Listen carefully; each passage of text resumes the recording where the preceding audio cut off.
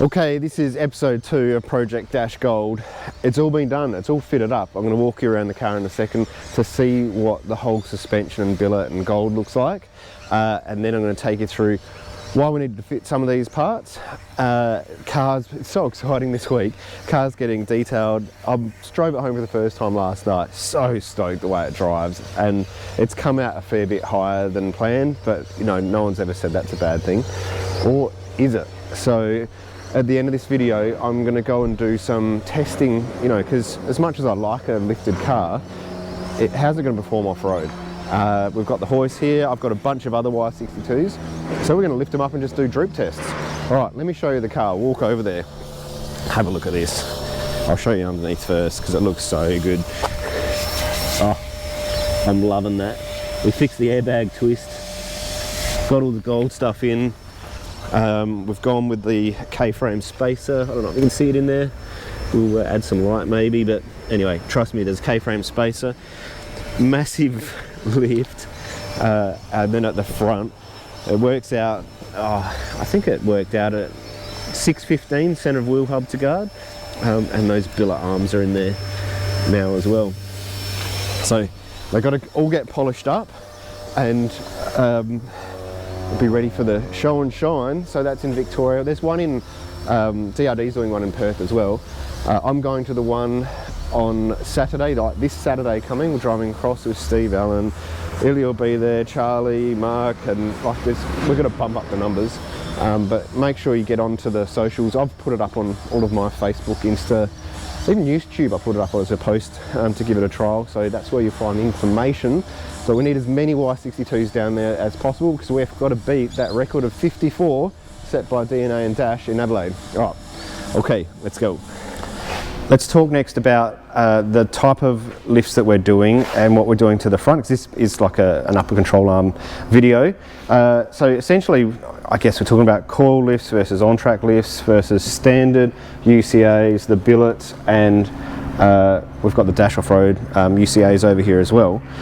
So when you, and I brought Steve on because I know just enough to be dangerous. I kind of know what we've done to the product to achieve it, but I don't fit it or do wheel alignment. So if you're going to wheel align a standard car, and I don't know, go back a step, caster very quickly, tell me if I'm saying this right. Caster is essentially how far the wheel, like the front wheel, is either forward or back, and that gives you like a better feel on the wheel. And the further away the wheel is, like, you know, like a Harley Davidson sort of thing, that's where you get like a true track, almost like a drag car. When the wheel comes too close, like when you lift the vehicle and the wheel gets sucked backwards, that's when it feels like you're driving one of those razor scooters, like you've got to put a lot of input into it. Yeah, kind of like that. Now, the way you achieve, wheel alignment first. So if you're wheel aligning a stock standard Y62, what sort of caster are you aiming for? Well, the caster I like to be around about 4, because the higher the number the better. Yeah. And I do drop it a little bit on the driver's side just to hold them on the road, tactics, but the higher number the better. So if you lift the car, say we do a 50mm lift, and this is what a factory upper control arm looks like with that one, what sort of caster would you achieve with a 50mm lift and that sort of an arm? So straight away, once we lift the car 2 inches, you can imagine the angle of that sitting nicely to pivoting down. You're actually dropping a lot of angle on that front wheel, which is going to try and tuck, which automatically, once you lift, tucks that wheel, and the caster will be going into the home position, like underneath your bum, which is going to give you that, what Dave was explaining, like that you know, short, stubby sort of feel, which gives it really light, which is bad on the 62s. So those ones that I lift up 2 inches but don't replace these upper control arms achieve very light feather steering, which is quite dangerous at high speed and so forth. So that's, I guess, what I would do aftermarket ones. Now I know that the difference between, like if we put that on top of here, like you can see straight away, the ball is in a different position. I know that the ball on a upper control arm aftermarket one is 15mm back from the factory, and there's an adjustment made in there for camber as well. So I guess moving the ball with that geometry doesn't matter whether it's a billet one or the dash off-road one, what caster could we achieve once we've got the better upper control arm on a 50mm lift, say?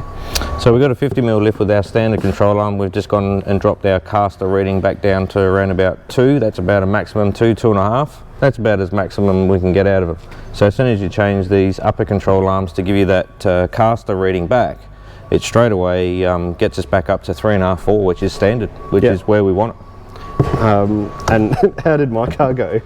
So your particular car with the coil lift and the upper control arm with the nice gold stuff has achieved 3.5 to 4, which is not too bad. 3.5 is where I've sort of set it. Yeah. Which is nice, and it feels amazing when you're driving it. It does drive well, I must admit. I really like the way it drives. So comparing the lift in Steve's car is a Tough Dog coil lift. Basically depressurise the HPMC system, crack the strut apart, replace the coil. It's as easy as that, done by lunch, isn't it, Steve? Yeah, it is. Yeah, it's done like easy by lunchtime. You know, that's David's words. Be done by lunch, be able to do another one. Opposed to, so this is what an on-track lift is. This is the lower control arm at the front. This bracket has been extended, so this is where you get the lift in an on-track lift. It all comes under the shock mount, and this is why I think we're going to see some interesting results when we do the Droop test a bit later on. All right, thanks Steve-O. We've got to go do the Droop test on the 2-poster. So one more thing to add as well, when you do the coil lift, you don't have to do the upper control arm just due to the fact you're not doing a full 50mm lift. Yeah, that's if we do the Tough Dog, yeah. Yeah, so if we do a Tough Dog system and you're only getting 35 to 40mm lift, you can still achieve good steering, good caster readings when you just have your standard upper control arm. But if you want to get full caster, maximum caster, nearly 4.5 to 5 degrees caster, then you go with the off-road, dash off-road upper control arm, which is, perfect. Yeah. Then if you wanted to go a bit bigger or taller later, you've got them in there, I guess. Yeah. So different types of lifts, they do different things. You can achieve a bigger GVM upgrade with this style. You still can do a 300 with this style, but anyhow. These are pretty. I think I want some of these. Can I have these ones? You can take those ones. I've got to do the video to get these, all right? That's it. All right, we're up to the Droop pass test. So that means we're going to basically measure center of wheel hub to guard, that's what we call eyebrow height, and I'm going to lift this up and see how far we can go before the wheel leaves the ground, measure it, and this is probably going to be the worst case scenario. So we'll do front and back, and then we'll find some other cars and we'll do it to that too. All right, so for reference here, on the back, I'm measuring 6'10". No, I'm going to call that 6'05" actually. I reckon it was 6'10". Anyway, at the front, 6'10". See, I thought I set it up 6'10" all the way around. Anyway, we have to be accurate here. Let's lift her up, and just to the point where the wheels are off the ground, we'll do the rear wheels first because I think they'll go before the back. Let's see. Well, are we calling that off? No, I'm going to wait until I can see like light underneath. All right, I'm calling that off the ground. That's full Droop. Yep, there's space under here. All right, so it was 6'10". Now we're 700, so we've got 90mm of Droop at the rear. We'll go up a bit more. And this was 6'10" as well. 790mm. All right, so I reckon this will be the worst case scenario. Let's go find another car and see what the difference is between, say, a core lift, an on-track lift, and if I can find a stock one, which is hard to find around here, we'll try that too. So, Steve-O's car, don't judge him because it hasn't been detailed yet. He's a little bit dirty. Whoa. It'll look good in about an hour's time though. So I'm very interested to know how this one goes, because this is essentially the suspension I had before I put all the gold bling into it, and I was really impressed on how it went off-road. I felt like it had excellent up travel, but interested to see how that correlates to down travel. All right, so 530 is generally stock. What's left in this one? 560. So we've got 30mm lift at the back and the front. Now, if this didn't have a supercharger in it, I'd probably expect about the same number, but because it does have a supercharger and they weigh 40 something kilos, it's going to be less.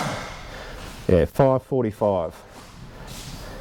Now, thinking about it, I'll do the experiment, but do I even have to lift it up? They're all going to have the same, they're all going to get to 700. We'll do it just to prove the theory. All right, let's lift her up.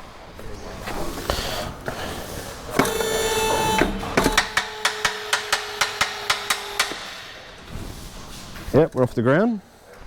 Wow.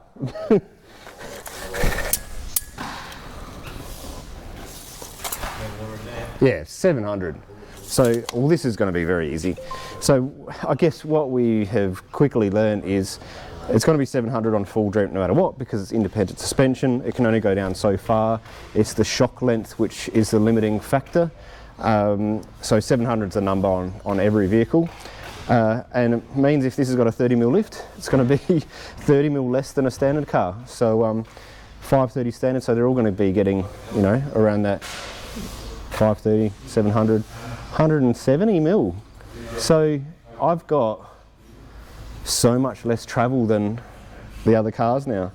So I guess this is what I'm getting at. I love the fact that I've got all the gold bling and all that sort of thing, and I'm going to have heaps more clearance. Off-road, I don't think it's going to be a better car. On-road, it's probably not going to be a better car either. So, but it looks tough.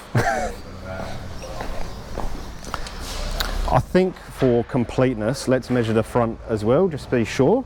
So I'm kind of expecting 700. Center of hub to here. Hey, hang on. It's not 700. 665. So that is, yeah, 35mm shorter for some reason. I know why. Because my car has got both the coil lift in it and it's got the on-track lower control arm lift. So that's a bracket that goes underneath the, I guess the shock bolt to give it more. So there we go. At the front, I will have more down travel than what a coil lift does. That's kind of interesting. And if I think back, if you go back to my videos at Bendelby Ranges a while back, only a month or two, I do remember coming down the hills, all the cars with coil lifts lifted the rear wheels, whereas the cars with the on-track lifts tend to keep their wheels on the ground, whether there's something in that. So I think what I'd like to do now to prove this theory is go find a car in the car park with an on-track lift and do all of this again. All right, last one. See if you can predict what is about to happen with this one. I've got an idea. But all right, we'll do what we do. Standard height at the front. This one's sitting nice and tall. I guess we've just chucked the suspension in this. So this is at 605. And this will settle a bit. I think we've got, yeah, still got some weight to add to this one. And at the front, 690, where generally that's where, sorry, 590. This is generally where we'll see them on sort of, yeah, day one sort of thing, and that will drop to 580, 585 after a couple of weeks. But for the sake of this, on-track lift, dash upper control arms, let's lift her up and see what changes. Alrighty. Press the right button would help.